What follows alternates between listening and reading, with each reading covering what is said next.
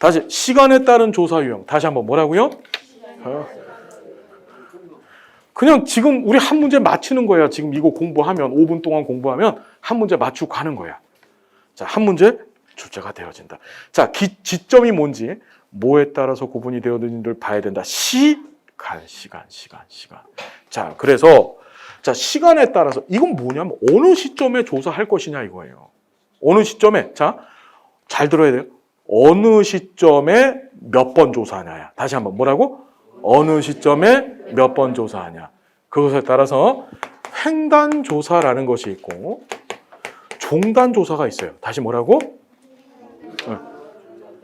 횡단 조사는 이게 횡단이고 이게 종단이요. 맞잖아요. 그죠? 이게 맞아. 어디 가서 이렇게 얘기를 했더니 횡단보도가 도로가 이렇게 생기고 이렇게 생겼기 때문에 이게 횡단이래. 그러니까 이 얘기를 듣는 순간에 제가 어떤 생각이 들었냐면 아, 맞아. 그럴 수도 있겠다. 야. 이런 생각이 드는 거예요. 예. 저로 하여금 자꾸 판타스틱한 생각에 빠지지 않도록 여러분, 자, 이게 횡단이고 종단이야. 자, 우리 종단과 관련되어져서 시험 문제에서 세 군데서 나왔다. 첫 번째, 인간 행동과 사회 환경을 보면 인간의 발달 특성, 인간의 발달은 종단적, 횡단적? 종단적. 왜? 종단은 시간의 흐름. 얘는 한 지점 안에 머물러 있는 거고 인간의 발달은 시간의 흐름. 종단이라는 건 시간의 흐름을 얘기하는 거예요. 무슨 말인지 알겠죠? 그 다음에 여기 조사론에서 종단적 조사가 등장하고 또 실천론하고 실천기술론에서 어떤 얘기가 등장하냐면 가족의 발달 과정을 종단적으로 가족의 발달 과정이나 과업을 종단적으로 기술해 놓은 사정도가 뭐였죠? 가계도? 가계도도 종단적 특성이 있죠. 걔는 종단, 횡단적 특성을 같이 갖고 있는 거야, 가계도는. 생태도는 현 시점만 조사를 해. 그렇지, 주기표, 가족생활 주기표. 무슨 말인지 알죠, 여러분? 가족생활 주기표. 나와야 돼, 이렇게 나와야 돼. 종단자가 나오면 거기 바깥에 없어. 무슨 말인지 알겠죠, 여러분? 가족생활 주기표. 알겠습니까, 여러분? 자, 다시 좀 봅니다. 자, 횡단조사는 한 시점을 딱 집어넣고 한 시점 안에서 와장창 조사하고 끝! 조사 몇 번만 하죠? 한 번만 해. 그러니까 얘를 정태적 조사. 다시 뭐라고요? 정태라는 말이 머무를 정. 가만히 머물러 있는 조사다. 그래서 정태적 조사라고 하더라. 이해됐죠? 앞에서 공부하셨던 이것도 한 번 시험에 나왔었어. 앞에서 공부하셨던 목적에 따른 조사형 탐색기술 설명. 걔는 조사 몇 번 할까? 한 번씩 하는 거예요. 그러니 탐색기술 설명적 조사도 시점으로 본다면 무슨 조사에 포함돼? 횡단조사. 이렇게 출제됐었다. 이해됐나요? 자, 문제는 종단조사. 이건 쉬워서 안 나와.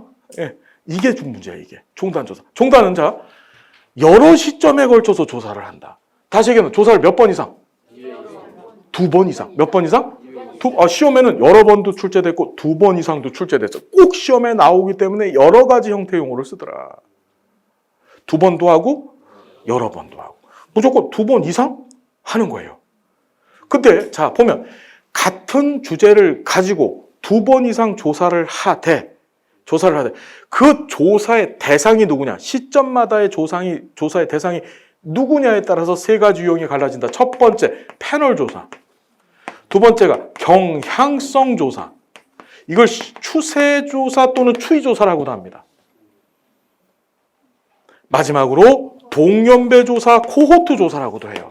자, 몇 개가 있다? 세 가지 기억해 봅시다. 첫 번째, 패널 조사, 경향성 조사. 그렇죠. 지금 여기 경상도에서 오신 분들은 발음이 경향성 조사. 경향성 조사. 무슨 말인지 알겠죠? 경향성 조사. 알았죠? 자, 그래서 패널 조사, 경향성 조사, 동년배 조사. 자, 이게 무슨 소리냐면 패널이란 말이 뭔 뜻이요? 그렇지. 원래 패널의 뜻은 판때기란 뜻이에요, 영어로. 그 원이. 그게 뭔 소리냐? 판때기가 이름표요. 뭐냐? 이렇게 원탁이 있어. 여기에 판때기를 이렇게 붙여놓고 판때기에 자기 이름 써놓은 거야. 그럼 이 자리에 누구만 앉아? 이름 써져 있는 사람만 이 자리에 앉을 수 있는 거예요. 다시 얘기하면 패널 조사라고 하는 것은 정해진 사람. 다시 이때 참여했던 사람, 이때 참여했던 사람, 이때 참여했던 사람이 각각 같은 거야. 같은 거. 같은 사람. 무슨 말이? 그걸 무슨 조사? 패널 조사라래요. 그 무슨 말인지 이해되셨죠? 그런 패널들을 대상으로 하는 조사. 우리가 패널 토의라고 들어봤잖아요. 그럼 이제 100분 토의쇼 뭐 이런 거 하잖아. 그거 하면 자, 오늘의 패널을 모시겠습니다. 이래. 그럼 패널들이 쭉 튀어나오면 얘네들은 어디에만 앉아? 지 이름표 붙어 있는 데만 앉아. 그 자리에는 다른 사람은 못 앉는 거예요. 맞잖아요. 그죠? 예. 예를 들어 제가 방청석에 앉아 있다가 오늘 패널을 모시겠습니다. 이랬는데 그 패널 돌 야, 비켜! 이러고 내가 그 자리에 앉으면 어떻게 되죠, 여러분? 예. 한번 그래 볼까도 생각 중이야. 예. 자, 농담이고. 자, 여기 봅니다. 패널 조사 뭔지 이해가 됐죠? 됐죠? 자, 각 시점마다 동일한 사람을 계속 유지시키는 거야. 그게 쉬울까 어려울까? 불가능. 예를 들어 한 20명 데리고서 진행을 했어. 20명 데리고 진행을 했더니 중간에서 아이씨, 요번에 얼마 줄 거야? 오는데? 조사에 참여하는데 돈이 없어서 그런데 한 10,000원만 드리면 안 될까요? 흥! 안 가. 중간에 돌아가실 수도 있고 이민을 갈 수도 있고 갑자기 코로나 걸릴 수도 있는 거야. 그렇죠. 그래서 패널을 유지하는 게 힘들어. 그걸 무슨 현상? 패널 상실이라 그래요. 뭐라고요? 이게 제일 문제야. 패널 상실. 패널이 시간이 갈수록 점점 없어져 가, 얘는. 그러니까 패널 조사는 자, 시험에 이렇게 나와서 우리가 이 종단 조사를 하는 이유는 뭐냐? 변화. 다시 뭐라고요? 변화의 추이. 시간이 지나감에 따라서 어떤 변화가 일어나는지를 알아보기 위해서 종단 조사를 실시하는 거예요. 맞잖아요. 그죠? 처음에 조사했을 때랑 두 번째 조사했을 때랑 세 번째 조사했을 때 어떤 변화가 계속 나타나고 있을까? 시간에 따른 변화의 추이를 알아보기 위해서 무슨 조사한다? 종단 조사를 하는 거예요. 이해됐죠? 무슨 얘기인지. 그 종단 조사 실시 중에 그 변화의 추이에 대한 가장 포괄적 자료. 다시 무슨 자료? 가장 완벽하고 갖춰진 자료. 그 포괄적 자료라고 하는데 그걸 획득하는 데 유리한 조사는 무슨 조사다? 패널 조사. 이렇게 나와죠. 하지만 이런 패널 상실이나 패널 조건화라는 거 공부할 텐데 그런 현상 때문에 얘를 실제로 시행하는 건 만만치가 않더라. 더구나 장기간의 종단 조사에서는 큰일 날 수 있어요. 아예 안 돼. 다 돌아가죠. 그래서 선택한 것이 뭐다? 경향성 조사다. 무슨 조사? 이렇게 하는 거야. 자, 사회복지에 관한 인식도 조사를 한번 해보고 싶어. 우리나라 사람들이 어떤 사회복지에 관한 인식도를 갖고 있을까? 그래서 어떻게 하느냐? 이걸 10년 주기로 실시해 보는 거예요. 10년 주기. 그러니까 어떻게 하느냐? 1990년도에 20대. 2000년도에 또 20대. 2010년도에 또 20대. 무슨 말인지 되세요? 이게 경향성 조사야. 어려운 얘기 아니죠? 그러니까 경향성 조사는 각 시기마다 동일한 연령대. 다시 뭐라고요? 동일한 연령대지만 문제는 같은 사람, 다른 사람. 다른 사람. 패널 조사만 같은 사람. 경향성 조사나 동년배 조사는 같은 사람, 다른 사람? 전혀 다른 사람. 대신에 뭐는 같아요? 동일한 연령대는 측면에서 어떻다? 그것만 같은 거야. 이해됐죠? 세 번째가 동년배 조사. 얘를 시험에 나올 때 코호트 조사라고도 나옵니다. 뭐라고요? 또는 동년배 집단 조사라고도 나와요. 여러분 코호트란 말 들어봤죠? 이번에 코로나가 터졌어. 그랬더니 이제 요양병원이나 요양원 같은 데서 코호트 격리를 시켰어요. 그게 무슨 뜻이에요?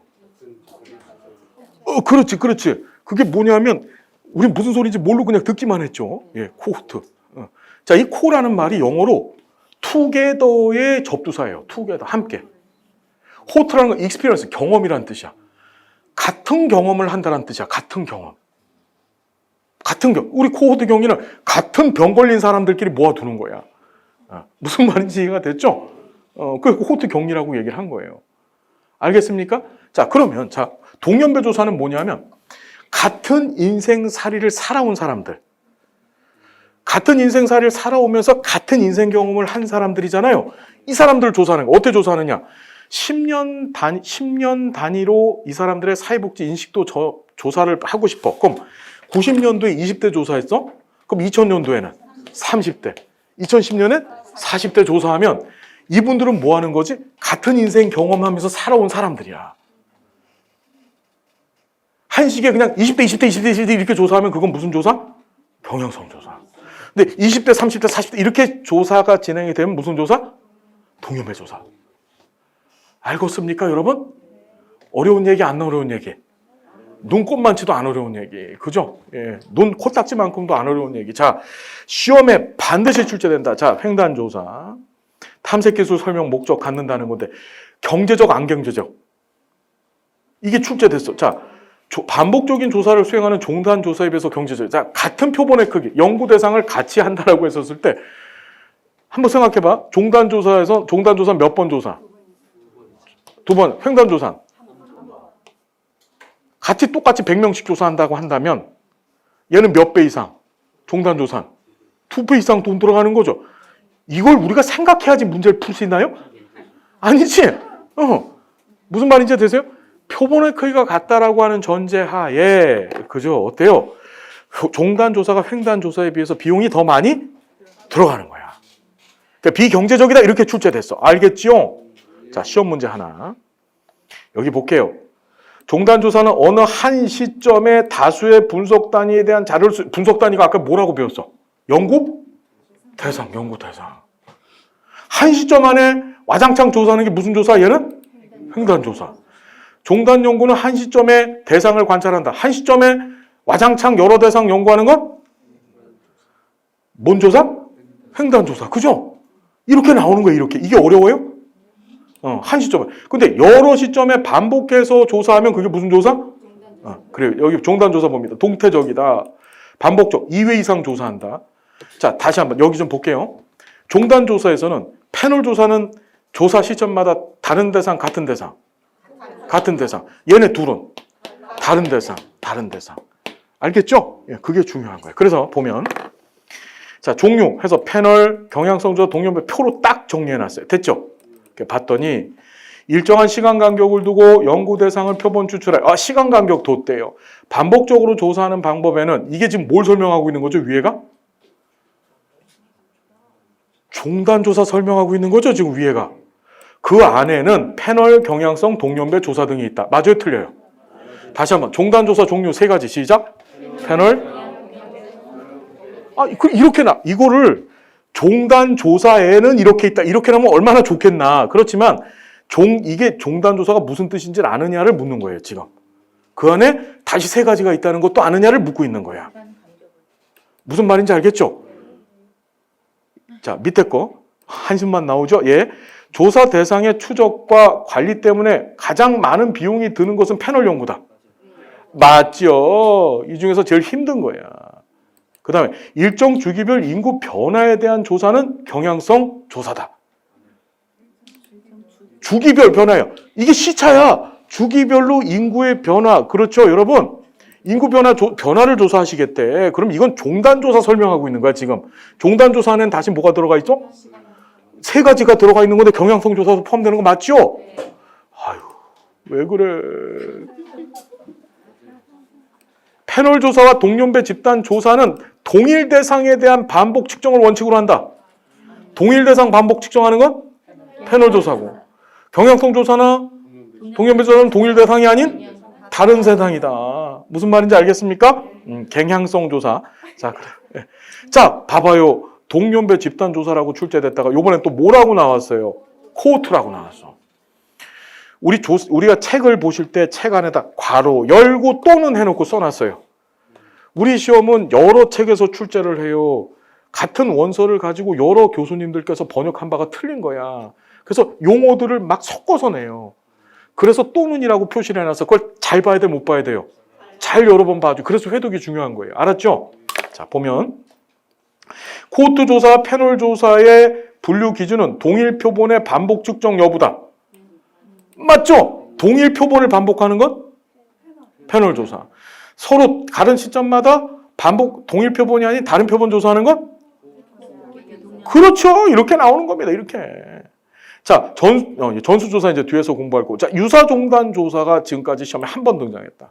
여러분, 유사종단조사 한 번만 봅시다. 무슨 조사? 유사종단조사. 이건 뭐냐면, 여기 잠깐만 보십시다. 여기 중요해서 조금 많이 하는 거예요. 유사종단조사는, 저를 잠깐만 보십시다, 여러분. 예. 이런 거야. 종단조사하고 횡단조사 중에 어느 게 더 현실 가능적이고 비용이 더 덜 들까? 횡단조사예요. 그러니까 종단조사는 거꾸로 얘기한다면 비용 많이 들고 현실 가능성이 없어요. 이거 아까 10년 주기로 했는데 그럼 30년, 40년 해야 돼. 그럼 나도 떠나는 거야. 연구자도 떠나야 돼요. 그죠? 무슨 말인지 알겠죠? 그래서 뭘 선택해냈냐면 횡단조사를 하면서 종단조사의 이점을 얻어내 보려고 하는 거야. 이 조사의 속성은 원래 횡단조사예요. 횡단조사인데 이걸 통해서 종단조사가 갖고 있는 장점을 얻어보려고 하는 걸 무슨 조사? 우리가 유사종단조사라고 하는 거예요. 그러니까 다시 이름이 잘 봐요. 유사종단조사라고 해서 얘가 종단조사가 종단조사와 유사하다는 것이고 성격은 무슨 조사? 이걸 어떻게 하냐면 한 시점을 딱 정해놓고 이 시점에서 10대, 20대, 30대, 40대, 50대를 한꺼번에 조사해버려 그냥. 무슨 말인지 알겠나요? 그럼 여러분 시간의 흐름에 따라서 세대별로 어떻게 사회복지나 이런 주제에 관해서 인식하는지가 보여지겠죠? 그걸 뭐라고 했다? 우리가 유사종단조사라고 했다. 자, 그래서 그 정도 보시고 자, 조사 유형, 전수조사, 표본조사 뭔지 아시죠? 내가 연구하고자 하는 전체 집단을 모집단이라고 하는데 모집단의 모든 요소를 쌍그리 다 조사하면 그게 전수조사. 그 다음에 모집단의 요소들 중에서 일부만을 끄집어내는 행위를 우리가 뭐라 그러지? 표집이고 끄집어낸 애를 표본이라 그래. 이 표본을 가지고서 전체 모집단의 속성을 추정하는 거야. 그걸 무슨 조사? 표본조사. 그래서 잘 봅시다. 여기 봤더니 시험에 이렇게 나와요. 전수조사와 표본조사의 분류 기준은 표본 추출의 여부다. 맞죠? 이해됐나요? 여러분 봐봐. 전수조사는 표본 추출을 안 하지. 그렇죠? 그런데 자, 표본조사는 표본 추출을 하는 거죠. 정리됐습니까? 어떤 얘기인지? 자, 됐다. 그래서 여기서 한 문제를 우린 맞추고 가는 거다. 할 수 있겠죠? 할 수 있다. 자, 이제 개념적 정의, 조작적 정의를 합니다. 우리 여기 패널 조사 장단점 나와 있잖아요. 장단점 얘기는 패널 조사에서밖에 나올 수 없다. 그러니까 나머지 뭐 경향성 이런 거는 안 나온다. 그러니까 얘만 잘 정리를 하면 된다. 알았디요? 예, 북한 말입니다. 예, 예. 자, 이제 개념적 정의, 조작적 정의에 관한 얘기를 합니다. 자, 내가 설문지를 만드는겨. 예. 여러분, 저는 강원도 사람입니다. 예. 알겠디요? 예. 예. 자, 보시겠습니다. 예, 무슨 말씀 하시는 거예요? 아까 전에 두 분 어떤 얘기 나누시는데 무슨 얘기를 하셨죠? 아까 전에? 제가 예. 이 비경제적을 잘못 봐가지고 예. 찾아드렸습니다. 비율이 안 보여가지고. 노안이 오셨구나. 그럴 때는요, 이렇게 보시면 됩니다. 책을 이렇게. 아시겠죠? 연세가 있으신 거는 같았어요. 예. 올해 춘추가 예. 환갑이요. 자, 그다음에 자, 계속 진행합시다. 자, 여기 보시면 개념적 정의, 조작적 정의에 관한 얘기 진행하겠습니다. 여기 볼게요. 이런 거야. 우리 앞에서 개념이 뭔지 배웠어요. 개념. 개념 뭔 뜻이래? 노인 하면 머릿속에 떠오르는 거. 흰머리. 그래. 뭔가가 머릿속에 추상적 이미지, 언어 이런 게 머릿속에 떠올라요. 노인 하면 떠오르는 거. 65세 이상 하면 그건 벌써 사전적 정의가 된 거예요. 그냥 머릿속에 떠오르는 이미지들 뭐지? 구분허리. 그 구분허리, 또 깊은 주름, 또 요실금. 요실금. 70살, 60살. 자, 생각나는 거. 노인. 요양원. 그래, 요양원 모습이 딱 노인 하면 떠오르시는 거. 죽음이요? 무섭습니다. 예. 노인하면 떠오르시는 거. 예? 지팡이. 예, 어쨌든 그런 것들이 그걸 개념이라고 하는 거예요. 자, 우리가 알고 싶은 건 이 우리 조사의 대상자들, 선문제 받은 그 조사의 대상자들이 어떤 내가 제시한 주제에 대해서 어떤 것을 그걸 끄집어내는 게 설문지죠. 그걸 우리가 뭐라고 얘기하냐면은 경험화시킨다고 해. 뭐라고요? 머릿속에 있는 거, 제 머릿속에 있는 걸 바깥으로 끄집어내서 누구든지 야, 제 머릿속엔 이런 생각 갖고 있어를 보게 만드는 거야. 경험. 그걸 경험화시킨다 그래. 뭐라고요? 그 경험화에 절차가 있다. 그 절차가 개념적 정의. 중요한 게 같은 말이 또 자꾸 나와. 개념적 정의의 같은 말이 개념화. 뭐 비슷하니까 이해돼? 근데 여기에 멍목적 정의. 다시 뭐라고요? 명목적 정의라고도 하더라. 자, 세 번째가 조작적 정의예요. 우리 앞에서 어떤 거 배우셨냐면 변수는 조작적 정의의 산물이다. 이렇게 출제됐습니다. 기억들 나시나요? 자, 그럼 뭐냐면 이런 겁니다. 우리가 머릿속에 개념이 있잖아요. 그 개념을 개념적 정의한다는 말은 사전적으로 정의하는 거예요. 사전이 여기서 얘기하는 게 딕셔너리입니다. 사전은 뭘 어떻게 하지? 뭐뭐는 뭐뭐이다 이렇죠. 예를 들자면 이런 거야. 내가 사랑이라는 걸 측정해 보고 싶어. 사랑. 난 사랑을 측정해 보고 싶은 거야. 이 사람이 당신의 애인을 얼마만큼 사랑하고 계십니까? 사랑을 변수로 정했어. 사랑을. 자, 사랑 했습니다. 그럼 머릿속에 떠오르는 사랑 하면 떠오르는 것들이. 예. 사랑하면 떠오르는 거. 포옹. 한 번도 안 해보셨죠? 예. 사랑하면 떠오르는 거.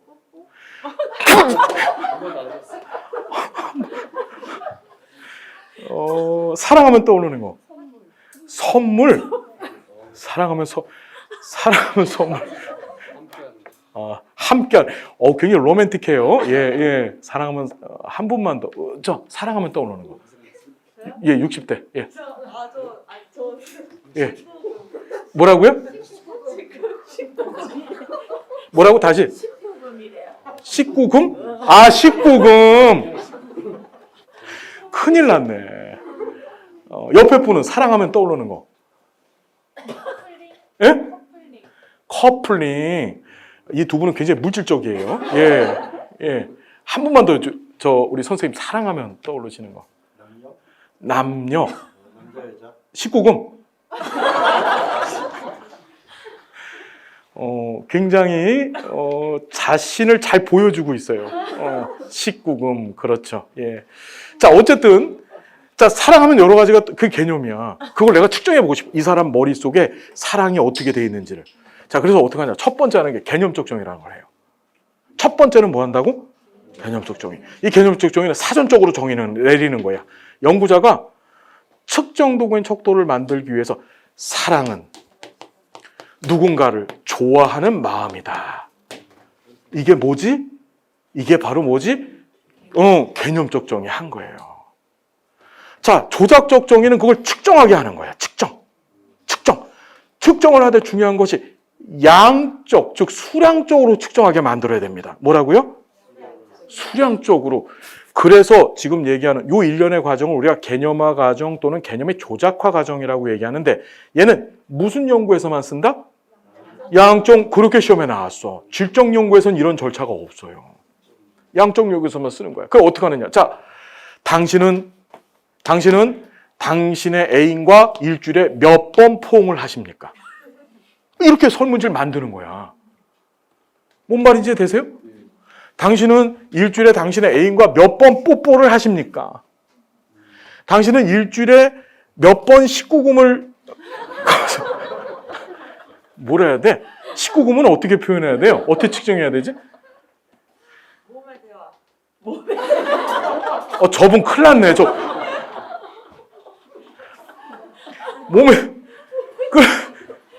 당신은 일주일에 몇 번 몸에 대화를 하십니까?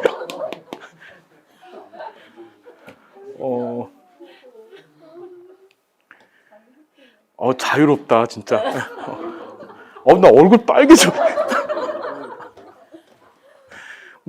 몇 번 몸에 대하라 하십니까? 이게 뭐지? 이게 조작적 정이 된 거예요. 무슨 얘기인지 이해되시나요? 자, 시험이 이렇게 나와서 어떤 특정 개념을 측정하는 것이 조작적 정의인데 조작적 정의하는 방법은 한정돼 있다? 무수히 많다. 얼마든지 우린 조작적 정의, 사랑이라고 하는 개념을 측정하기 위해서 얼마든지 무수하게 많은 방법을 사용할 수가 있다. 그렇죠. 예, 몸의 대화도 할 수 있고 뽀뽀도 할 수 있고. 이야, 예. 멋있다. 자, 그다음에 자 여기 보시면 이래요. 개념적 정의, 명목적 정의라고 개념화한다는 것까지만 보죠. 여기까지는 안 봐도 돼. 사전적 정의는 봐야 돼. 구성적 정의는 모르고 측정하고자 하는 개념을 뭘로 정의한다고요? 사전적으로 정의한다. 자, 조작적 정의는 이걸 조작화라고 합니다. 다시 뭐라고요, 여러분? 기억해야 된다. 다시 한번 변수는 조작적 정의의 산물이다. 측정 가능하게 만들어 놓은 거예요, 변수가. 여기 봤더니 측정하고자 하는 개념을 뭘로 시켜서? 수량화시키는 거예요. 그래서 얘는 무슨 연구에서만 쓴다? 양적 연구에서만 쓴다. 그래서 이렇게 양적 조사, 특징, 추상적 세계, 경험의 조작, 이 방법은 다양하다고. 이게 순서인데 개념의 경험화 과정입니다.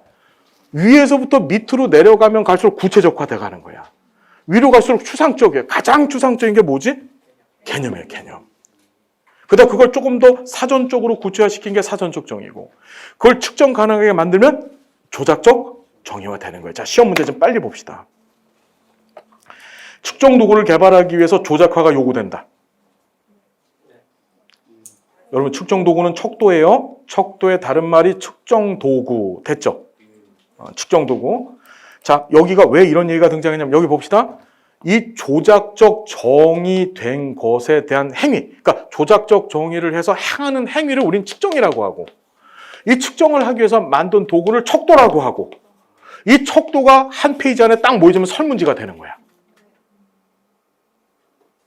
무슨 말인지 이해가 되시나요? 척도가 한 페이지 안에 딱 모여지면 그게 설문지, 이게 설문지 만드는 절차예요, 이게. 다시 순서 봅시다. 개념, 개념적 정의, 조작적 정의, 측정, 척도, 설문지. 이해됐죠? 어떤 얘기인지. 자, 정리 끝. 그래서 측정 도구를 개발하기 위해서 조작적 정의가 요구된다. 맞죠? 그럼 이걸 시험 문제. 측정 도구를 개발하기 위해서 개념적 정의도 요구된다. 맞죠? 명목적 정의 요구된다. 조작화 요구된다. 다 맞는 거예요. 자, 명목적 정의로서, 아이고, 명목적 정의라고 출제됐어요. 이 명목적 정의가 다른 말로 사전적으로 정의 내리는 겁니다. 충분히 조작화가 가능한 것이 아니라 조작화 하려면 어디까지 가야 돼요? 조작적 정의까지 가야 되는 거야. 뭔 말인지 알겠습니까? 명목적 정의는 중간 단계인 거예요. 중간 단계. 자, 그 다음에 개념화 후에, 요번엔 또 웃긴 게 명목적 정의의 같은 말이 뭐라고요? 이렇게 출제돼요. 이렇게. 같은 말을 다 기억해 놔야 돼요. 그래서 개념화 후에 조작화가 가능하다. 맞아요? 틀려요? 개념화 다음에 조작화 가능한 거죠? 이거 다음에 이거잖아. 이해되셨죠, 여러분? 자, 개념화가 조작화에 비해서 경험적 차원에서 구체화 정도가 높다. 일로 갈수록 구체적, 이쪽으로 갈수록 추상적이에요. 맞아, 틀려? 틀리죠. 너무 놀라운 사실은 알고 있으면서도 적용을 못해 틀리고 앉아있으면 비참한 거예요, 그건요. 예. 그날 저녁을 못 먹습니다. 자, 개념의 구체화 과정에서, 자, 포괄성의 원칙, 요걸 이제 공부할 건데, 여기부터 봅시다. 개념의 조작화, 여기 쭉 나와 있어. 요 표를 머릿속에다 딱 담아두시고 정리하시면 돼. 알겠습니까? 여러분, 명목적 정의가 개념적 정의고 개념화라고 하는 같은 용어들을 계속 내고 있다는 게 보이시죠, 여러분? 같이 이 또는에 있는 얘기들을 완벽하게 정리해 두셔야 된다. 알았습니까? 자, 됐다. 자, 범주화 얘기가 등장을 해요. 범주. 다시 뭐라고? 범주화. 아우, 중요하다, 범주화. 이 범주화는 여기 좀 볼게요. 상수의 범위를 정하는 거야. 뭘 정한다고요? 우리가 측정을 하기 위해서 조작화를 하잖아요. 조작화를 하지? 조작화를 해서 변수를 정했어요. 변수. 자, 나는 사랑이라고 하는 개념을 측정하기 위해서, 사랑이라는 개념을 측정하기 위해서 사랑한 횟수. 아까 전에 뭐라 19금 뭐라 그랬죠? 야, 너무 추상적이야. 그렇게 나오면 안 돼. 그거는 좀 힘들어. 그게 뭔지 모르잖아, 사람들이 명확히. 그 몸의 대화를 한 번 더 우리 뭘로 표현해야 돼? 명목적 정의를 해줘야 되는 거야. 맞잖아요, 그죠? 사전적으로 정의 내려줘야지 무슨 소리인지 알 거 아니야. 한번 명목적 정의 해줘 보세요, 몸의 대화.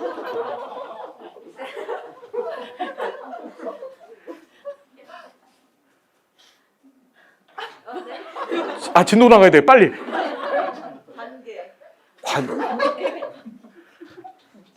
오, 그렇죠.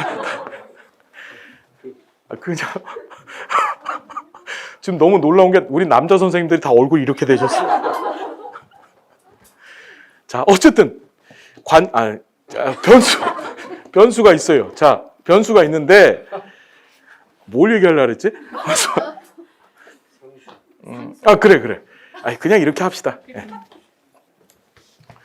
나는 종교를 변수로 잡고 이 종교를 측정하고 싶어요. 종교. 그때 우리 어떻게 하냐? 1번 불교, 2번 기독교, 3번 천주교, 4번 통일교, 5번 오음 진리교, 6번 탈레반. 그죠, 여러분? 7번 대순. 전부 선생님 몸 담고 계신 거죠? 자, 이렇게 나오잖아요. 그죠? 이걸 범주라고 하는 거야. 그러니까 범주는 결국 상수의 모임이 범주가 되는 거죠. 이해되죠? 근데 범주를 어떻게 구성해야 되느냐, 그 특징이야. 범주는 두 가지 속성을 갖고 있어. 범주를 구성할 때는 반드시 두 가지 원칙을 지켜야 된다. 그 첫 번째가 상호 배타성. 다시 뭐라고요? 상호 배타성. 자, 두 번째가 포괄성. 다시 뭔 성?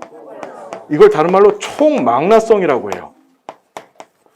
자, 시험에 한 서너 번? 한 번 출제됐었어요. 중요하다. 얘도 그래도 봐야 돼. 다시 무슨 성? 상호배타성과 포괄성. 자, 상호배타성은 이 범주에 나와 있는 요 상수들끼리 일체의 교집합 부분이 있으면 안 된다는 거야. 예를 들어 당신의 종교는 뭡니까? 이랬어요. 그럼 여기에 불교, 기독교 간에 뭐가 겹침이 있으면 안 된다는 거예요. 그걸 상호 배타성이라 해요. 자, 포괄성이라고 하는 걸 이걸 다른 말로 따라합니다. 총망라성. 이 총망라성 다른 말로 포괄성이라고 하는데 얘는 뭐냐면 응답자가 범주 중에서 선택을 해야 되잖아.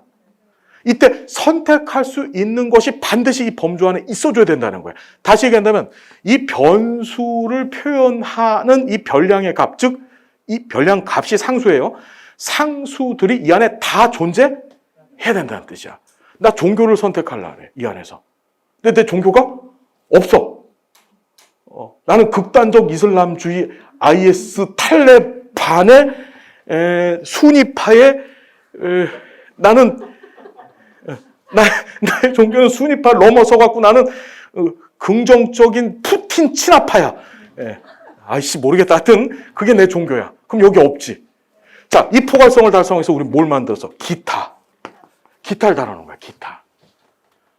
무슨 말인지 알겠나? 기타에다 응답하면 되잖아요. 그죠? 그게 바로 포괄성 때문에 달아놓은 거예요. 자, 그래서 범주와의 두 가지 속성, 상호배타성과 포괄성, 총망라성이 있다는 것. 자, 요 시험 문제 좀 봐요. 개념학 구체화 과정에서 포괄성 원칙을 지켜야 된다. 이렇게 나왔어. 개념의 구체화의 맨 마지막 끄트머리는 뭐지? 조작화야. 측정. 이 말은 무슨 소리 하고 있는 거냐면 측정할 때 뭘 갖춰야 되냐 이거야. 뭐하고 뭐 갖춰야 돼요? 포괄성과 상호배타성 갖춰야 된다는 거예요. 할 수 있으시겠어요, 여러분? 자, 측정. 이제 본격적으로 이 조작화시키는 행위를 합니다. 그걸 우리 뭐라고 했다? 측정이라고 하더라. 그래서 측정은 측정하고자 하는 대상의 수치나 상징을 부여하는 양적 연구의 방법이다. 그래서 기능 읽어보시고 요 표 딱지 얘도 반드시 출제된다. 측정의 수준. 다시 한번 뭐라고요? 측정 수준은 반드시 세상 결단 어떤 일이 있어도 꼭꼭꼭 된장막장 출제된다. 자, 어떻게 출제가 되어지냐? 어떻게 출제가 되어지냐 하면 어떻게? 자, 측정의 수준, 깊이를 묻고 그 측정 수준으로 측정할 수 있는 것들이 무엇이냐를 묻고 또 예시문을 주고 이것이 어느 측정이냐를 묻고 측정의 산술 범위를 묻습니다. 그걸 우리 표 안에 딱 정리해 놓은 거예요. 전부 출제됐던 걸로 만들어져 있어요. 자, 내용을 봅시다. 자, 큰 틀을 이어야 되는데 명서 등비. 다시 뭐라고요? 자, 명목 측정, 서열 측정, 등간 측정, 비율 측정이라고 해. 여러분, 명목이란 말이 있어요. 명목. 명목 들어봤어요? 명목이 무슨 소리죠?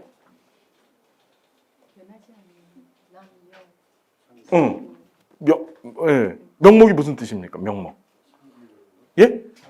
상징적인 거. 자, 우리 뭐 배울 거냐면요. 이제 조사론에서도 나오고 행정론에서도 나오고 지역사회 복지론에서도 나와요. 뭐가 욕구조사 기법이라는 걸 공부해요. 그 욕구조사 기법 중에서 명목 집단 기법이라는 걸 배워요. 무슨 기법이요? 자, 이때 명목자를 한 번 더 들어봐요. 너미널 그룹 테크니크 해가지고서 NGT법이라고 합니다. 무슨 법? NGT법. 시험에 꼭 나옵니다.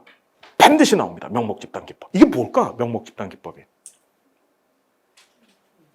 이게 자, 주민들의 욕구 조사를 내가 해보고 싶어. 우리 주민들이 어떤 욕구를 갖고 있을까? 자, 욕구 조사를 하려고 사람들 다 모았어. 야, 다 모여봐, 주민들. 다 모여. 다 모였어.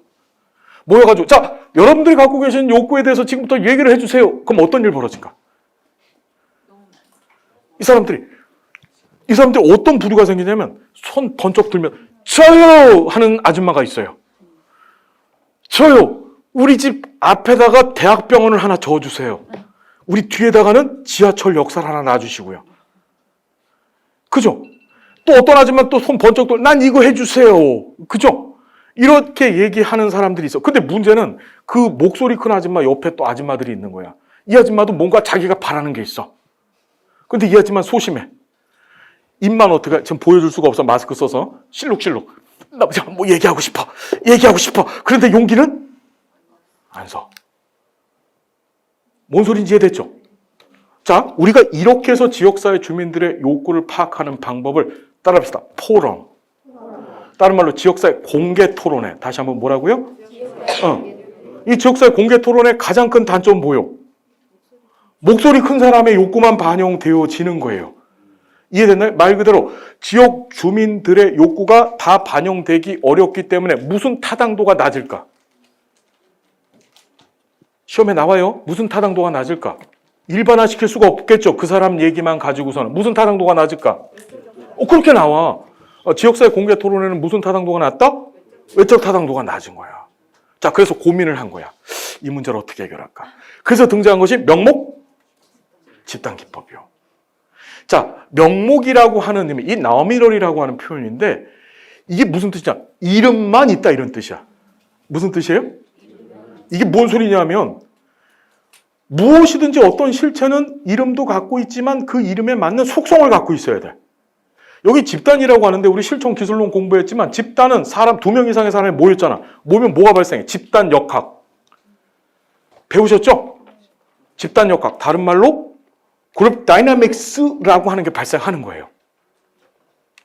그래서 그 그룹 다이나믹스 요소가 뭔지 공부하셨죠? 의사소통, 집단 규범, 집단 지위, 하해 집단, 갈등, 시험에 나왔고 이번에는 나올 거고 반드시 나올 건데 나중에 공부해도 되고 알았죠? 어쨌든 그게 발생해야 돼.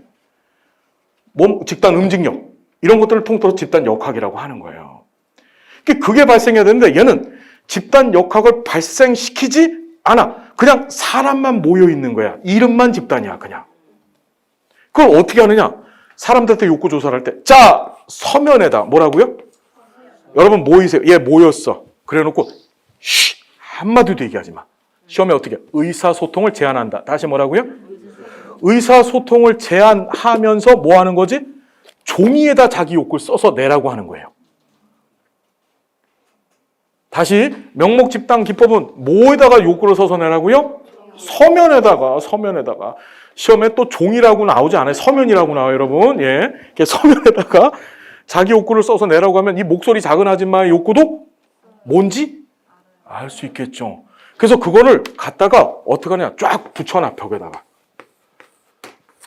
모든 욕구에 대해서 다 우리가 자원을 투입할 수는 없잖아. 우선순위가 있어야 되겠죠. 그래 놓고 여기다 뭐 하지? 스티커 붙이라고 시켜.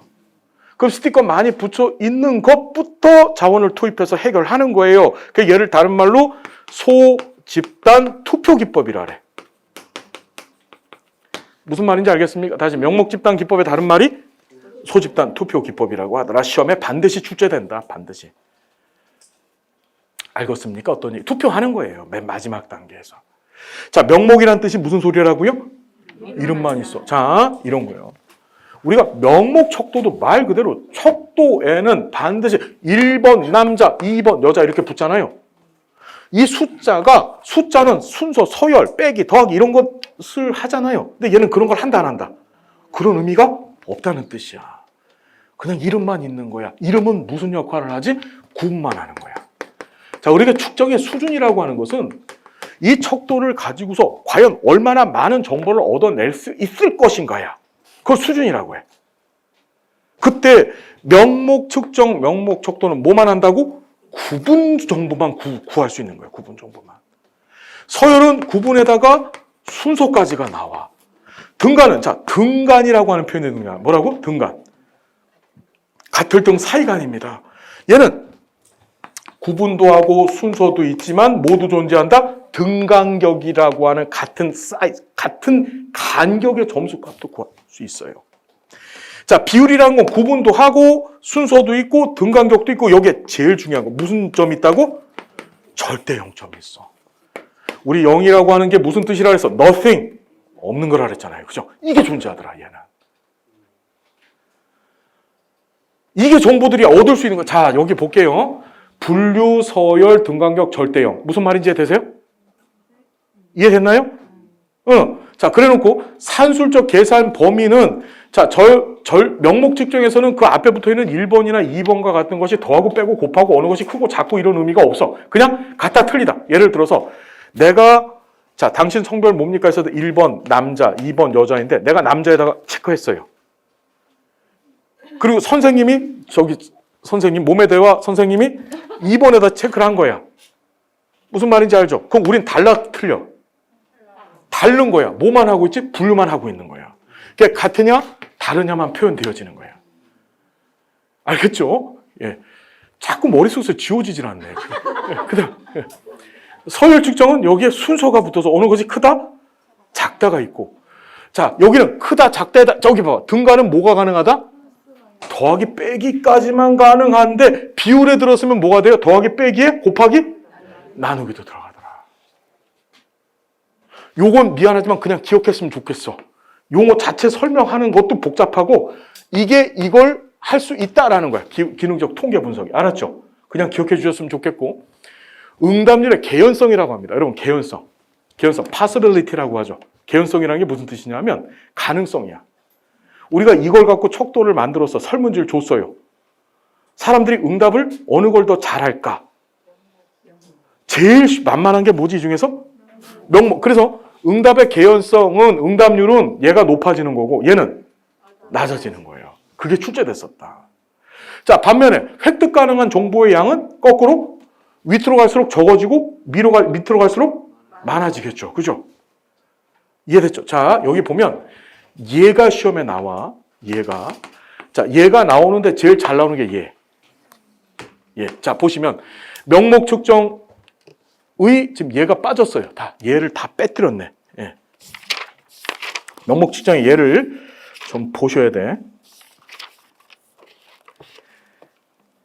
자, 얘를 잠깐 보시면 자, 명목 측정의 성별, 종교, 인종 이거 전부 다 구분만 하는 거죠. 당신 성별 뭡니까? 1번 남자, 2번 여자. 종교, 인종, 결혼 여부, 운동선수 등짝에 있는 번호 하면은 운동선수 등에 4번이 써져 있어요. 그럼 4번하고 7번이 있으면 4번이 7번보다 키가 작다는 거야? 운동을 덜 못한다는 그런 의미가 아니죠. 4번이란 사람과 7번이란 사람을 분류만 하는 거예요. 그죠? 또 주민등록 번호도 출제됐었다. 이것도 이 번호가 우리 이름을 대신해주고 있는 거죠. 다른 사람과 내가 다르다는 것만 표현해주고 있는 겁니다. 알겠습니까? 자, 서열 측정이라는 거 학점입니다. A, B, C, D. 그렇죠? 그럼 B가 A보다 더 못한다. 서열적으로 보면 A가 더 B보다 낫다라는 얘기가 되는 거죠. 학점이. 교육 수준, 중졸이야 등이고 요걸 좀 보십시오. 이게 정말 중요하다. 등간 측정. 측정에 얘가 나오면 등간 측정이 출제가 된다. 자, 등간 측정에 얘는 세 가지를 기억해야 돼. 첫 번째, 시험 점수. 자, 우리 시험에는요, 토익 점수, 대학 수학능력 시험 점수, 이게 출제됐었어. 둘 다 그냥 시험 점수인데, 점수 중에서 이 학점 A, B, C, D 빼놓고 우리 학교에서 매기는 점수 있잖아요. 0점, 5점, 7점, 100점 이런 것들. 그런 것들은 전부 어디에 해당한다? 등간에 들어가. 그 다음에 두 번째가 온도. 마지막이 지능지수. 세 개밖에 없어. 세 개 기억해야 돼. 등간의 종류는 몇 가지? 세 가지만 있어. 그럼 이게 뭔 소리냐? 자, 등간하고 비율의 가장 큰 차이점은 등간은 절대 0점이 있다는 거예요. 절대 0점은 무슨 뜻이지? 없다는 뜻이야. 없다는 거. 우리 앞에서 배웠어. 통계학에서 0이라고 하는 의미는 nothing, 존재하지 않는다는 의미라 그랬잖아요. 뭔 소리인지 이해가 되셨죠? 그러면 자, 비율의 특징은 뭡니까, 여러분? 절대 0점이 있는 거고 등간은 절대 0점이 없다는 뜻이에요. 이해가 되셨죠? 어떤 얘기인지. 자, 그걸 여기다 적용을 좀 해보겠습니다. 시험 점수에 0점 있습니까? 없습니까? 있어요. 그게 절대 0점일까? 자, 이게 대단히 중요한 얘기입니다. 시험 점수에도 0점이 있고 온도에도 0도가 있고 IQ에도 0이 있습니다.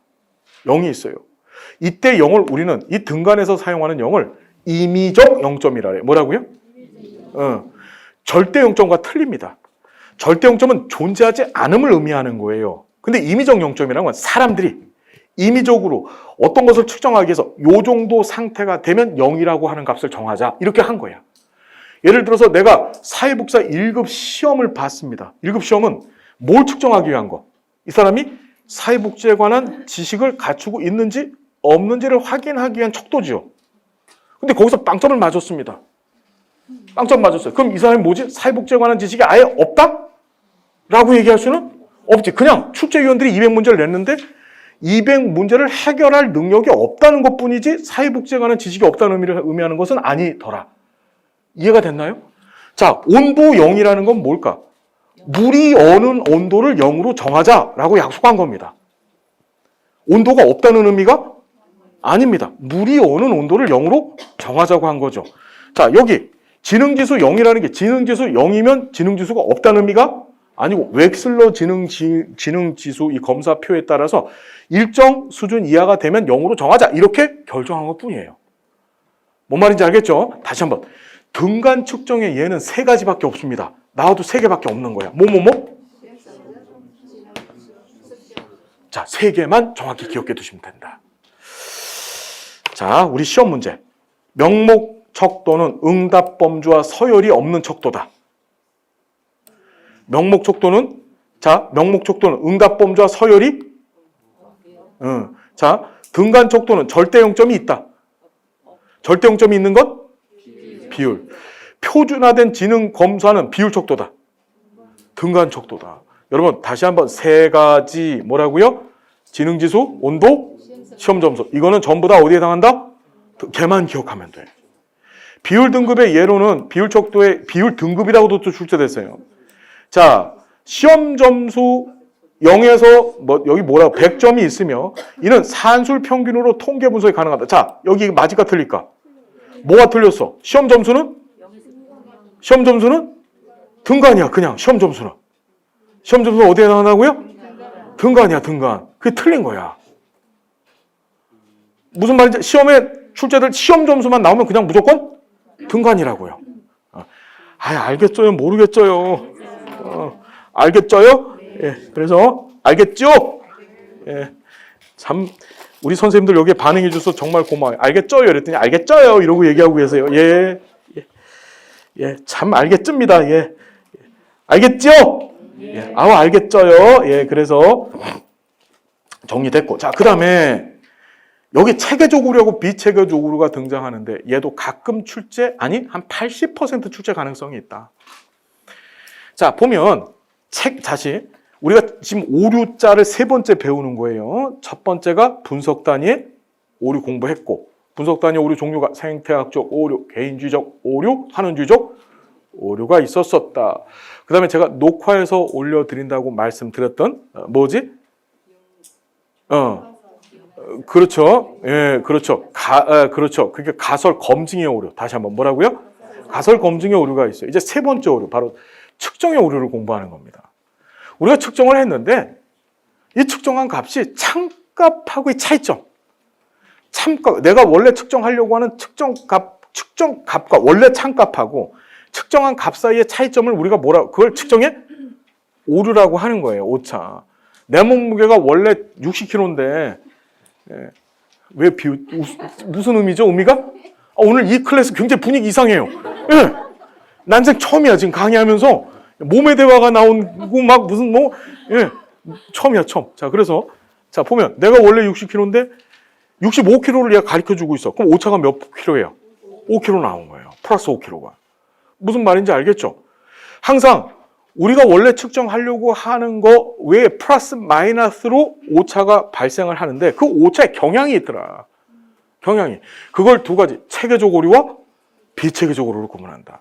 자, 시험에는 체계적 오류라고는 출제가 되는데 비체계적 오류를 그냥 무작위로라고 출제한다. 다시 무슨 오류? 무작위로. 그래서 자, 체계적 오류는 뭐가 있어? 여기 봤더니 편향. 다시 뭐라고요? 편향. 경향이 발생해. 이 체계적 오류 제일 많이 발생시켜 주시는 게 여러분들 이런 것들이야. 요거. 요거를 많이 해 주시는데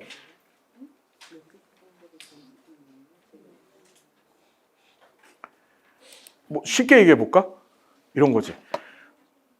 설문지 받으시면 33333 이렇게 찍어 주시는 분들, 111 이렇게 찍어 주시는 분들, 그게 바로 뭐지? 체계적 오류가 발생한 거예요. 아름다운 일 하신 거죠. 그죠? 예. 예. 자, 무작위로는 거꾸로 13 막 이렇게 막 찍어댄 거야. 그건 더 끔찍한 일을 하신 거야. 그거는요. 자, 체계적 오류는 자료 분석 단계에서 통제가 가능할까 불가능할까? 눈에 보여져. 그래서 통제가 가능해. 근데 비체계적으로는 이게 진짜 찍은 건지 아니면 막 찍은 건지 진짜 찍은 건지 확인이 가능 불가능. 그렇기 때문에 이 무작위 오류는 통제가 어려워. 제발 설문지 받잖아. 상품권하고 받았으면 아무것도 하지 말고 그냥 주세요. 예, 그게 좋은 거야. 괜히 거기다 막 이렇게 찍어대고 그러면 연구자가 너무 힘들어지는 거예요. 알았죠? 자, 그래서 체계적 오류는 편향, 즉 측정 결과가 일정에 높아지거나 이런 일관성 발생시키는 오류인데 척도의 구성이나 측정 과정에서 발생할 수 있다. 어디서 발생한다고요? 예.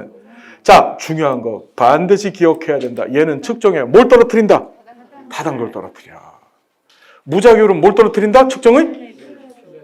타당도라는 게 제대로 측정하고 있는가 여부를 했잖아요. 그죠? 제대로. 그죠? 정확하게. 체계적 오류가 발생을 하면 제대로 진짜를 측정하고 있는 것이나 진짜로를 측정하고 있는 것이 아닙니다. 그게 타당도를 떨어뜨리는 거야. 자, 반면에 무작위 오류 같은 경우는 신뢰도를 떨어뜨려. 신뢰도는 반복해서 측정해도 같은 값이 나오는 정도인데 처음에 이렇게 찍어놓고 나중에 줬을 때 지가 못 찍었는지 알 건 뭘까? 몰라. 그러니 신뢰도가 떨어지는 거야. 다시 한번 꼭 기억해야 된다. 반드시 기억해야 된다. 어떻게? 체계적 오류는 뭘 떨어뜨린다? 자, 시험에 어떻게 나왔냐면 체계적 오류는 신뢰도와 관계가 있다. 체계적으로는 뭐와 관계가 있다? 타당도와 관계가 있다. 무작위 오류는 신뢰도와 관계가 있다. 예? 깜짝깜짝 놀라게 하지 마세요. 무작위 오류는 뭐와 관계가 있다? 신뢰도와 관계가 있다. 자, 반드시 정리해 두셔야 된다.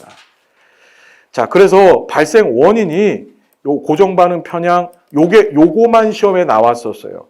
연구자의 유도성 질문에 대해서 연구자가 자신의 이미지를 좋게 보이려고 자신의 의사가 아닌 연구자가 유도한 의향이나 보편적인 사회적 가치에 부합되는 현상을 보이더라. 요렇게 나왔어. 사회적 바람직성 편향은 보이세요? 신뢰도를 낮추는 주요 요인이 된다. 이게 무슨 소리냐면 사회적 바람직성 편향이 무슨 오류? 체계적 오류를 발생시키고 체계적으로는 뭘 떨어뜨려? 타당. 중간에 하나가 빠졌죠 지금. 근데 이거 풀 수 있어야 돼. 그러니까 신뢰도를 저하시키는 요인이 아니라 타당도 떨어뜨리는 요인이 되는 거야. 요 제목들 꼭 기억하셔야 된다. 알겠습니까? 기억하시고, 측정의 무작위로는 응답자가 자신에 대한 이미지를 좋게 만들기 위해서 자, 시험 문제가 봐요. 자신의 이미지를 좋게 만든다는 얘기가 바로 사회적 적절성입니다. 지금 14회 때, 17회 때 같은 문제를 낸 거예요. 같은 문제를 냈는데 14에서는 제목을 갖고 냈고 17회 때는 그 제목의 내용을 갖고 낸 겁니다. 다시 한번 얘기합니다. 체계적 오류는 뭘 떨어뜨린다고? 타당도. 그 체계적 오류 중에 시험 문제 나왔던 건 사회적 적절성만 나왔었어요. 그렇다고 이것만 보면 안 되고, 자, 이렇게 해서 내용들을 여러분들이 읽어봐 주세요. 할 수 있겠죠? 이건 할 수 있다. 자, 체계적 오류를 줄이는 방법들인데 여기 봤더니 신뢰도와 타당도가 확보된 표준화된 척도. 자, 우리 조사론에서 표준화된 척도라고 하는 표현이 등장하죠. 얘는 타당도가 확보된 척도야. 다시 뭐라고요? 우리 뒤에서 공부하겠지만 타당도가 확보되면 신뢰도는 저절로 확보돼. 다시 한번 뭐라고요? 타당도가 확보되면 신뢰도는 저절로 확보돼. 그래서 타당하면 신뢰하다. 다시 뭐라고? 타당하면 신뢰한 거야. 그러니까 이 타당도가 확보된 척도를 우리 뭐라고 한다고요? 표준화된 척도라고 하다. 그거 쓰면 돼요. 그 다음에 익명, 비관여적 관찰 한번 꼭 읽어보시고요. 무작위 오류도 보세요. 우연적인 요인에 의해서 측정의 결과를 일정한 경향 없이 막 흩어뜨려 놓는 거예요. 우리 열심히 찍잖아. 막 1, 3, 2, 4. 이건 통제가 불가능합니다. 나중에 자료 분석 단계에서 이 결과물을 갖다가 연구자는 진짜인 줄 알고 대입시켜갖고 자료 분석을 해대요. 절대로 여러분 남의 설문지에다 그러면 안 됩니다. 그냥 주는 게 좋은 거야. 그냥 주는 게. 알았죠? 예. 그냥 주세요. 알았죠? 예. 원인도 시험에 가끔 등장했어요. 측정자로 인한 오류, 측정 대상, 이런 거지. 가장 많이 발생하는 게 측정 대상자로 인한 오류입니다. 측정 대상자가 긴장하고 피로해 죽겠는 거야. 그럼 어떡하지? 피곤하니까? 아름답게 막 찍어줍니다. 귀찮으니까. 그죠? 예. 컨디션.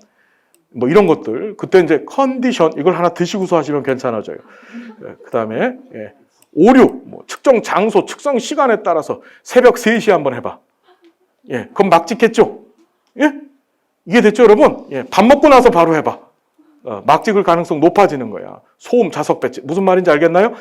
요번 시험에 등장했던 게 바로 코딩 왜곡이 한번 등장했었습니다. 뭐라고요? 코딩 왜곡. 요렇게 출제가 됐다. 요렇게. 요거. 코딩 왜곡은 체계적 오류를 발생시킨다. 체계적 오류가 아니고 무작위 오류 발생시킨다까지.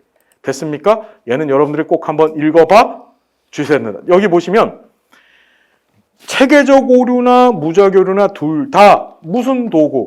타당도가 확보된 표준화된 척도를 쓰면 다 정리가 될 수 있습니다. 이해됐죠? 자, 넘어가고요. 이제 드디어 측정의 타당도, 신뢰도가 나왔다. 여기서는 타당도 평가 방법이 꼭 시험에 출제됩니다. 자, 다시 한번 타당도하고 신뢰도 얘기하기 전에 잠깐만 쉬었다 할까요? 예, 잠깐만 쉬었다가 계속 진도 나가겠습니다. 여러분, 쫓아올 만 하시나요? 할 수 있겠죠? 자, 우리 핵심 이 책에 에너지를 다 쏟으십시오. 이게 우리나라에서 제일 잘 되는 책입니다. 제가 보장할 수 있어요. 알겠습니까? 예, 잠깐만 쉬었다가 진행하겠습니다.